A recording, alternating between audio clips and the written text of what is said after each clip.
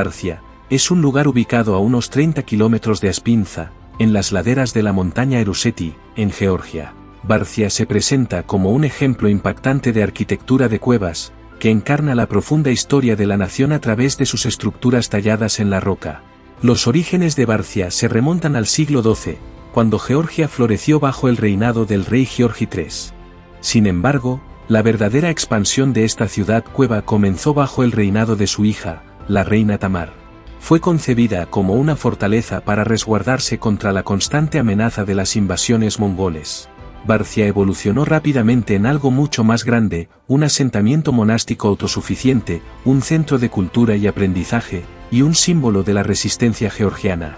Tallada en el costado de un acantilado a más de 1300 metros sobre el nivel del mar, Barcia se extiende por más de medio kilómetro, y se eleva hasta 19 niveles. En un tiempo contó con más de 6.000 apartamentos, 2.000 monjes residentes, una sala del trono, y una gran iglesia llamada la Iglesia de la Misión, adornada con exquisitos frescos. La leyenda cuenta que la ciudad solo era accesible a través de un túnel oculto, y la reina Tamar ocupaba 366 de los apartamentos, cambiando frecuentemente su residencia principal, para que los invasores nunca supieran en cuál de ellos estaba realmente. Los arquitectos de Barcia demostraron una notable previsión e ingenio. La ciudad estaba equipada con un intrincado sistema de riego que canalizaba agua desde la montaña hasta el complejo. El sistema no solo abastecía las necesidades de agua potable de la ciudad, sino también a sus terrazas agrícolas, que eran cruciales para la producción de alimentos. En 1283, un devastador terremoto puso al descubierto la ciudad oculta al desprenderse la parte frontal de la montaña. Esta calamidad marcó el comienzo del declive de Barcia, ya que la protección ofrecida por su fachada camuflada se perdió. El final de Barcia comenzó en el siglo XVI tras su captura por los safávidas en 1551, lo que provocó importantes bajas, y el saqueo de iconos y evangelios preciados. Posteriormente, el Cáucaso se convirtió en una región disputada entre los otomanos y safíras, culminando en el abandono de Barcia. Algunos monjes eventualmente regresaron al sitio y una pequeña comunidad monástica persistió. La era soviética vería más excavaciones y una restauración parcial de la ciudad. Hoy en día, algunos monjes residen aquí, continuando el legado espiritual de esta antigua ciudad. Derinkuyu. En 1963, un residente de la ciudad turca de Duru, tropezó con una puerta secreta escondida detrás de una pared en su casa. Esta puerta llevaba a una extensa red de túneles y a una ciudad oculta perdida en la historia hasta ese momento, esculpida a 85 metros de profundidad, en la suave roca volcánica de la región de Capadocia. Derinkuyu es una hazaña masiva de arquitectura antigua. Este asentamiento subterráneo, se cree que tenía 18 pisos de profundidad, contaba con capillas, establos e incluso escuelas que alojaban hasta 20.000 personas. Los orígenes de Derinkuyu no están completamente explicados, aunque la mayoría de las teorías aceptadas sugieren que su construcción data de los siglos 7 o 8 a.C. Se cree ampliamente que los frigios y el pueblo indoeuropeo tallaron inicialmente la ciudad de Duru. Fue posteriormente ampliamente expandido por los primeros cristianos en los siglos 2 y 3 después de Cristo, usándolo como santuario contra la persecución romana junto con otros refugiados. Se realizaron más expansiones como medida defensiva contra las fuerzas árabes musulmanas durante las guerras árabo-bizantinas, y contra los invasores mongoles en el siglo XIV. La evidencia que respalda esta ocupación cristiana incluye las numerosas capillas cristianas y símbolos encontrados en todo el complejo. Algunas teorías sugieren una construcción aún más temprana, con los hititas de Anatolia iniciando la estructura en el siglo XV a.C. para escapar de los enemigos. Otras teorías menos populares proponen su construcción de alrededor de 14.500 años de antigüedad durante el evento de las eras más jóvenes. Ideas más extravagantes incluso atribuyen su origen a la actividad extraterrestre. La ciudad fue ingeniosamente diseñada para ser autosuficiente, y conductos de aire de hasta 55 metros de profundidad que proporcionaban ventilación, una característica crucial para sostener la vida bajo tierra. La complejidad de Derinkuyu es asombrosa, incluye un laberinto de túneles, pasajes estrechos, áreas de vida comunal y habitaciones individuales. También eran notables las características de seguridad de la ciudad. Cada nivel podía cerrarse por separado con grandes puertas de piedra, cada una pesando hasta media tonelada. Estas puertas circulares, que solo podían abrirse o cerrarse desde el interior, estaban diseñadas para proteger a los habitantes de los invasores.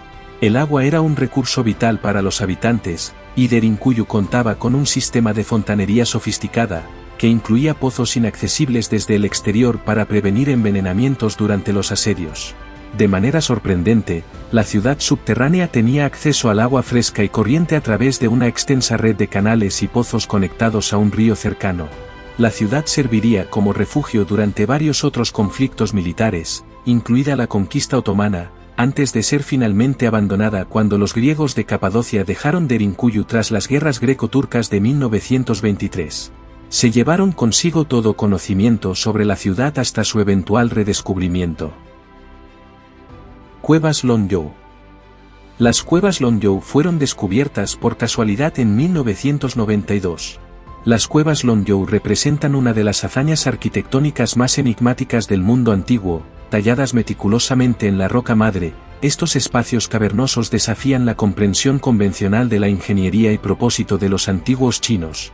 Las cuevas tienen una serie de al menos 24 cavernas talladas, fueron descubiertas en el condado de Longyou por un lugareño que tropezó con ellas durante un intento de bombear agua de un estanque.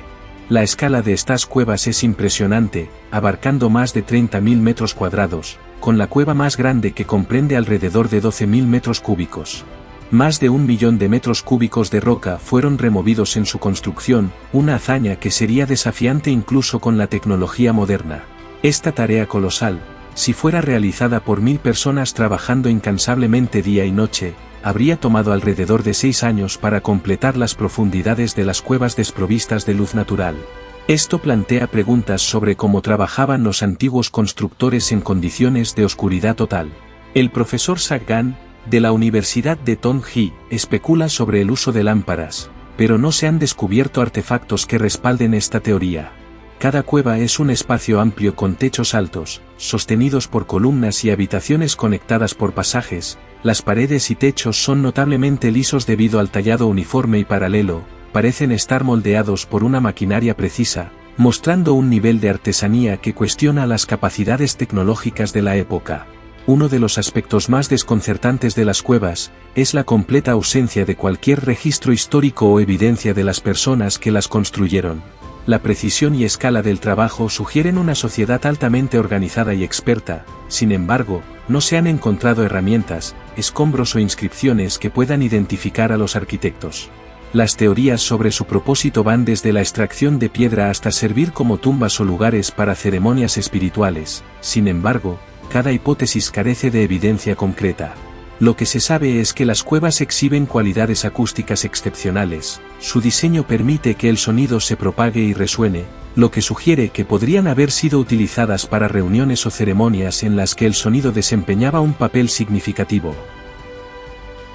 Hipogeo Al-Saflieni. Este es el hipogeo de Al-Saflieni, una obra maestra prehistórica tallada en la piedra caliza en la isla de Malta hace más de 5000 años. El hipogeo es un extraordinario laberinto subterráneo que antecede a las pirámides egipcias.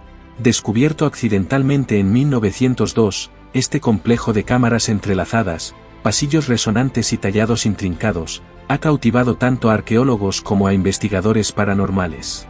El hipogeo, que data de alrededor de 4000 a 2500 a.C., es el único templo subterráneo prehistórico conocido en el mundo, construido durante la fase de la prehistoria de Malta. Este complejo es una estructura de varios niveles que se extiende aproximadamente 11 metros debajo de la superficie de la Tierra. Se cree que ha sido utilizado como santuario y para propósitos rituales, con restos de más de 7000 individuos descubiertos durante las excavaciones iniciales. El diseño del hipogeo consta de 3 niveles conocidos, como el nivel superior, medio e inferior. El nivel superior, la parte más antigua del complejo, está compuesto por cuevas naturales que fueron extendidas artificialmente más tarde. El nivel medio data de la fase del templo entre 3600 y 3000 a.C., y presenta bahías talladas intrincadamente que se asemejan a templos megalíticos como los encontrados en la superficie en Malta. El nivel más enigmático es el inferior, donde se encuentra el Santo de los Santos, una cámara tallada intrincadamente, y la sala principal. La sala principal contiene una característica única, un orificio de oráculo que, al hablar en esta pequeña abertura redonda, amplifica dramáticamente el sonido, sugiriendo que podría haber sido utilizado para propósitos rituales o algo más. En las paredes y techos del hipogeo hay tallas que imitan las entradas triatónicas, y los diseños en espiral de los templos sobre el suelo. Esta arquitectura intrincada indica una comprensión sofisticada de la acústica. Ciertas cámaras canalizan el sonido de una manera que todavía desconcierta a los científicos hoy en día. Una cámara en particular, conocida como la Sala del Oráculo, es objeto de una fascinación especial.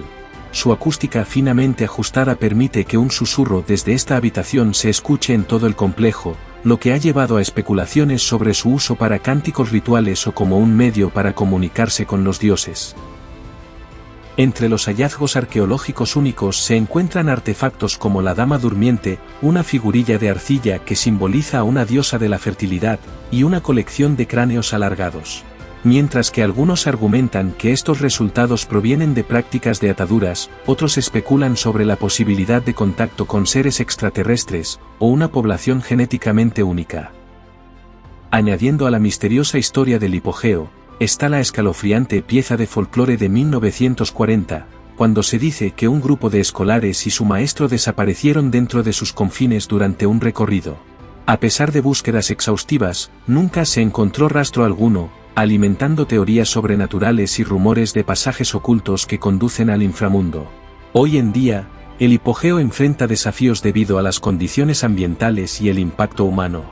Los esfuerzos de preservación limitan el número de visitantes, convirtiéndolo en uno de los sitios arqueológicos más exclusivos del mundo. Para aquellos que lo visitan, ofrece un viaje incomparable a un mundo que ha resistido la prueba del tiempo, proporcionando un vínculo tangible con una civilización que aún desconcierta a los historiadores. La ciudad subterránea de Naurs. Es una ciudad subterránea oculta profundamente debajo del campo francés. La ciudad subterránea de Naurs data del siglo III después de Cristo. Inicialmente, estas cuevas servían como canteras para la extracción de tiza.